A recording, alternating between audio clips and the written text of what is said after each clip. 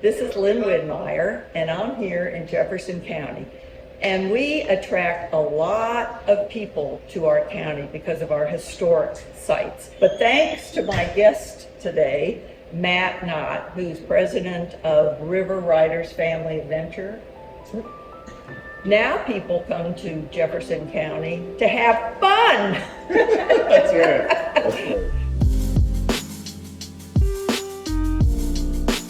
Now, River Riders offers a lot of activities, and I have to read them off the list because, Matt, there's so many, and I'm old, I can't remember them all. They offer rafting, zip line, snow tubing, a brand new water park, which we've got to talk about, kayaking, biking, and probably more that I've forgotten. Mm-hmm. But we're just going to start right off, and Matt, you're a resident of Jefferson County, a native. Yes. And went to Jefferson High School Yes. and Shepherd College, now university. Mm-hmm. Tell us a little bit about how you got such an interest in outdoor recreation.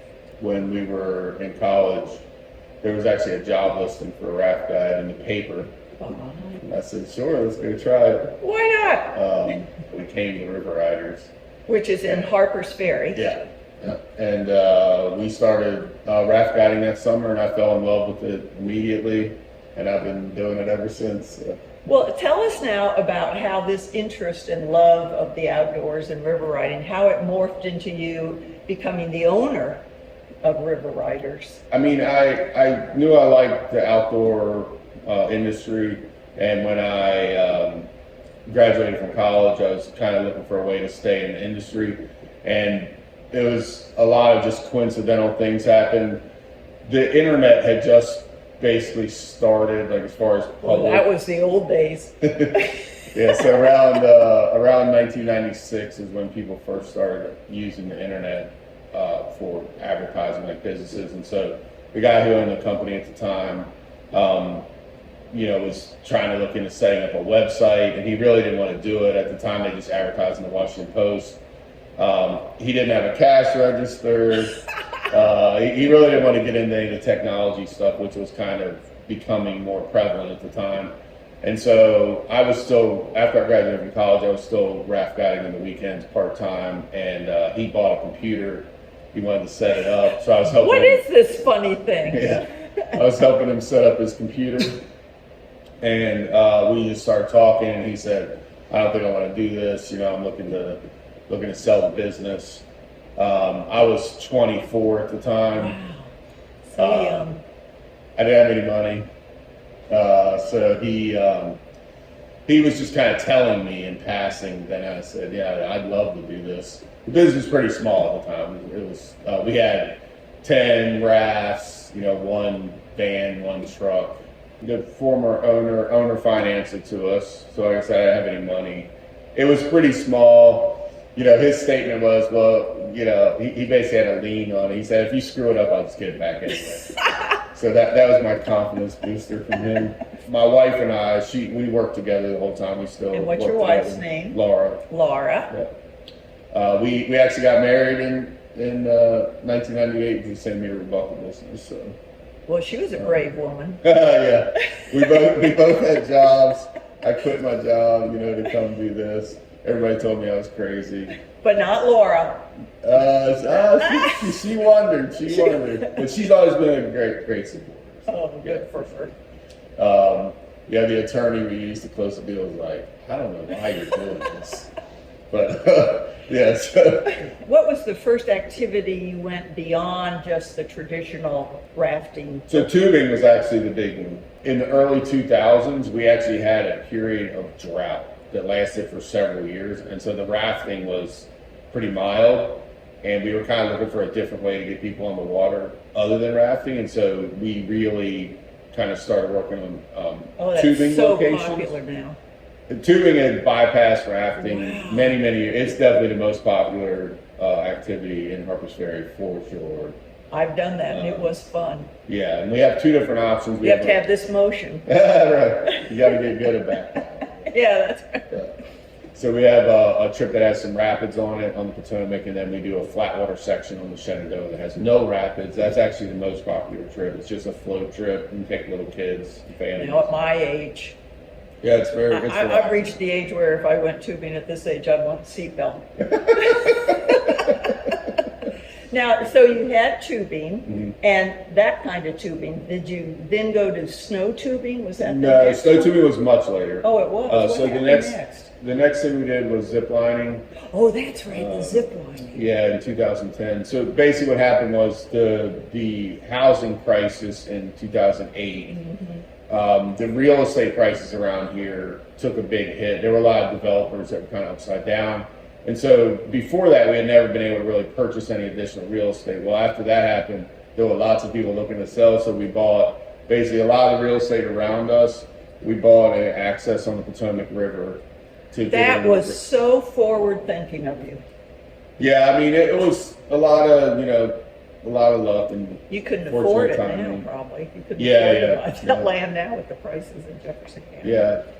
So we bought the property on the river for a river access because there was the only public access to the Potomac River in Jefferson County, which makes the entire one border of the county, is in Jefferson. There's no public access in Harpers Ferry, no public access anywhere else. One. It's a travesty. And now there's two. Yeah. So we have the one in Harpers Ferry that, we wanted to put in trips there. That's Bakerton. Is that in Bakerton? Yeah, about a Bakerton underpass. Bakerton underpass. Yeah, and so once we bought the property, it was 30 acres. Then we wanted to do some stuff to generate revenue. So there was an old campground there that we rehabilitated, got it up and running. We added a zip line tour in 2010. What came next? The adventure park, which is another zip lining type activity. We have 100 elements. It's in the trees. It has some zip lines and it's like an obstacle course in the trees. So it has some challenge elements and then some zip lines. Well, so when did the snow tubing come in? The snow tubing didn't come in until, we were going to build it in 2020, but then COVID, we kind of put it on hold. So we actually built the snow tubing in 2022 and opened in 23. Now, I took my grandkids there, which, sidebar, sort of my daughter worked here when she was in high school, and here I am with her kids, my grandkids, taking them down the snow. They had a ball. Good. It's a fun family activity. But now the most interesting thing that I am really curious about is the water park. Yeah. Oh my gosh. So fortunately, we just, by coincidence, have a quarry, big 400-acre property.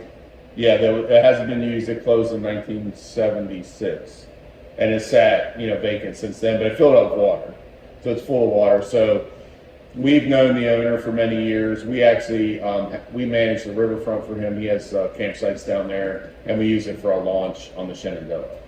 So he and I have kind of been going back and forth talking about this idea for quite a few years. It's brilliant. Yeah. Well, it turned out well. We weren't, we didn't know. It was it's so intriguing because you have like inflatables, right? And people get on the inflatables and you slide into the water. Climb around. Yeah. Mm-hmm.